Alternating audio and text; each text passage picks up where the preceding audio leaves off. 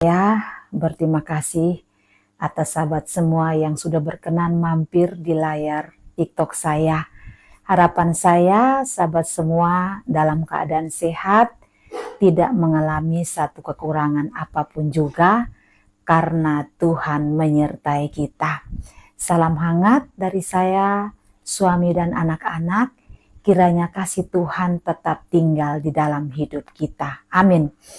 Ya, seperti biasanya komitmen saya hidup untuk bersaksi. Artinya dimanapun Tuhan izinkan kita ada, kita tetap pakai hidup ini untuk menyenangkan hati Tuhan, tetap pakai hidup ini untuk menyampaikan tentang kebaikan Tuhan.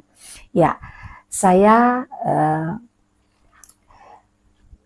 seperti biasanya, mungkin sahabat melihat di layar TikTok saya, kalau bukan saya yang nyanyi, suami yang nyanyi, atau kami dua duet ya nyanyi, atau kami juga podcast. Tetapi malam ini saya ingin sekali bersaksi tentang bagaimana Tuhan bekerja di iman saya, menyembuhkan saya, sampai dengan saat malam hari ini saya masih bisa bertemu dengan sahabat sekalian. Amin ya. Ya, mungkin sahabat lihat tidak seperti biasanya penampakan saya pada malam hari ini. Ini ada sedikit balutan di bagian bawah dagu sebelah kiri ya. Ini saya selesai dirawat di rumah sakit, kesehatan saya lagi terganggu. Dan puji Tuhan, Tuhan sudah pulihkan saya. Nanti saya akan sampaikan, saya akan kasih kesaksian terkait dengan balutan yang ada di bagian kiri leher saya ya. Itu nanti saya akan sampaikan. Ya, kita abaikan ini saja dan kita akan mendengarkan kesaksiannya. Puji Tuhan. Saya menceritakan kesaksian ini sebenarnya sudah pernah saya saksikan melalui live saya. Tetapi saya ingin juga membuat video ini supaya bisa menjadi kesaksian bagi sahabat yang tidak pernah masuk dalam live saya. Amin. Ya, saya mulai dengan kesaksian pertama. Kesaksian ini sebenarnya sudah cukup lama. Ya, ini saya lupa tahunnya, tetapi itu berlangsung ketika saya masih gadis, di mana saya adalah seorang tenaga kesehatan. Saya sendiri bekerja di salah satu fasilitas kesehatan yang ada di Kota Kupang. Ya, kalau sahabat yang di luar Kota Kupang, di luar Nusa Tenggara Timur, mungkin saya sampaikan dulu bahwa Kota Kupang itu ada di Provinsi Nusa Tenggara Timur yang dikenal dengan sebutan NTT. NTT adalah kota ramah, kota yang begitu indah, ya, penduduk-penduduknya juga pada ramah-ramah semua, ya. Nah, sahabat semua, singkat cerita, saya waktu sekolah perawat kesehatan di Kupang, itu saya tinggalnya di asrama. Waktu sekolah kelas 1 itu berjalan mulus seperti biasanya. Saya tidak pernah mengalami yang namanya sakit, saya tidak pernah mengalami yang namanya susah ya, karena semua berjalan dengan baik.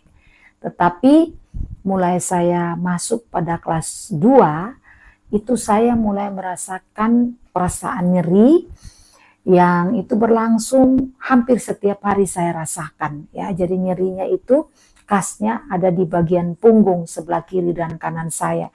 Itu saya selalu merasakan nyeri yang hebat. Tetapi kalau saya mau ukur, saya merasakan nyeri itu, nyerinya masih bisa dipertahankan. Jadi di kelas 2 itu saya sering sekali masuk keluar rumah sakit hanya untuk mendapatkan perawatan. Dan saya ingat sekali waktu itu dokter yang menangani saya namanya Dr. Domingus Langgar, spesialis bedah. satu-satunya yang ada di Kota Kupang pada saat itu. Kalau beliau masih ada sampai dengan malam hari ini ya, dimanapun beliau berada, izinkan saya sampaikan salam hangat bagi Bapak Dokter yang sudah berkenan, bersusah payah ya merawat saya. Dan puji Tuhan Dok, saya masih ada sampai dengan malam hari ini.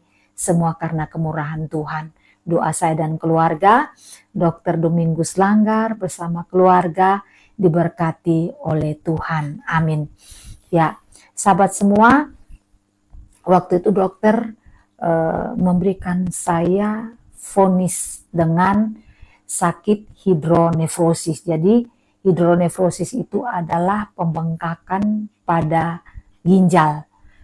Nah, sakit saya ini agak berbeda sedikit sahabat. Selain saya merasakan nyeri pada kedua punggung kiri dan kanan, itu disertai juga dengan perasaan demam. Jadi nyeri disertai dengan demam yang berulang-ulang kali hampir setiap hari itu saya merasakan. Dan yang paling khas itu adalah pada kedua kuku kiri, kuku tangan, kuku kaki saya itu sering membiru. Dan pada bagian bibir pun sering sekali kelihatan biru. Dan itu membuat saya tersiksa sahabat, karena saya tidak bisa berkonsentrasi untuk belajar dengan baik. Tapi puji Tuhan, Tuhan tidak pernah meninggalkan saya. Tuhan selalu ada di setiap doa saya. Saya sebelum saya masuk asrama untuk ada dalam sekolah kesehatan, itu saya selalu bergabung dengan kelompok-kelompok doa yang namanya persekutuan doa. Dan saya selalu bergabung dengan teman-teman yang turun pelayanan. Jadi saya juga termasuk orang yang selalu turun untuk melayani Tuhan. Nah, di setiap sakit saya, itu tidak pernah membuat saya untuk melepaskan Tuhan. Tetapi dengan penderitaan yang saya alami, dengan sakit yang saya alami, saya sangat percaya bahwa Tuhan tidak pernah meninggalkan saya. Dan saya sangat yakin di setiap penderitaan yang saya alami, ada tangan Tuhan yang menolong saya. Ada tangan Tuhan yang menjamah saya. Sekalipun saya tidak pernah melihat tangan Tuhan secara kasat mata datang untuk menolong saya. Tapi dengan iman saya percaya bahwa tangan itu senantiasa menjamah saya. Puji Tuhan sahabat semua. Ya, singkat cerita sahabat, waktu saya sakit ada satu titik di mana saya mengatakan bahwa Tuhan, saya menyerah dengan penderitaan ini. Tuhan, saya sangat tidak lagi sanggup untuk menerima penderitaan ini. Karena sahabat semua, ketika nyeri yang hebat itu, saya tidak akan bisa berjalan normal sahabat. Waktu saya berjalan itu, saya dalam posisi tidak tegak lurus seperti orang lain yang normal berjalan. Jadi saya berjalan itu harus dalam keadaan membungkuk, dan tangan saya itu harus menopang pinggang saya, baru saya bisa berjalan. Jadi kalau saya mau jalan itu palingan saya bisa jalan ke toilet. Dan ketika saya jalan itu saya harus bungkuk dan jalannya harus perlahan. Perlahan demi perlahan sampai pada saya sampai di tujuan, baru saya bisa tenang. Kalau tidak itu saya jalan disertai dengan nyeri dan saya akan menangis sepanjang jalan. Kemudian pada saat saya tidur pun, saya kalau mau bangun duduk saya itu, kedua tangan harus ditekan di atas tempat tidur. Baru saya bisa bangun. Kalau tidak, saya tidak bisa bangun sama sekali. Bangun untuk duduk pun saya harus pelan-pelan sampai dengan saya duduk. Itu saya rasakan berulang-ulang kali. Dan jujur ada saat di mana sahabat saya menyalahkan Tuhan. Kenapa? Saya pernah bilang seperti ini, Tuhan, waktu saya sebelum sekolah perawat, itu saya melayani Tuhan. Di mana ada persekutuan doa, di situ ada saya Tuhan. Tapi kenapa Tuhan izinkan saya mengalami penderitaan ini? Sahabat jujur, ada saat di mana saya pernah menyalahkan Tuhan. Ada saat di mana saya bilang, Tuhan jahat. Tuhan tidak pernah mendengarkan doa saya. Kenapa Tuhan seolah menutup telinga untuk tidak mendengarkan rintihan saya menangis dan berseru? Ada saat di mana saya menyalahkan Tuhan. Dan sahabat semua, singkat cerita, satu ketika waktu saya ada di rumah sakit, dan saya ingat sekali 1 minggu kemudian itu saya harus masuk pada ujian akhir dari sekolah yang saya sementara geluti.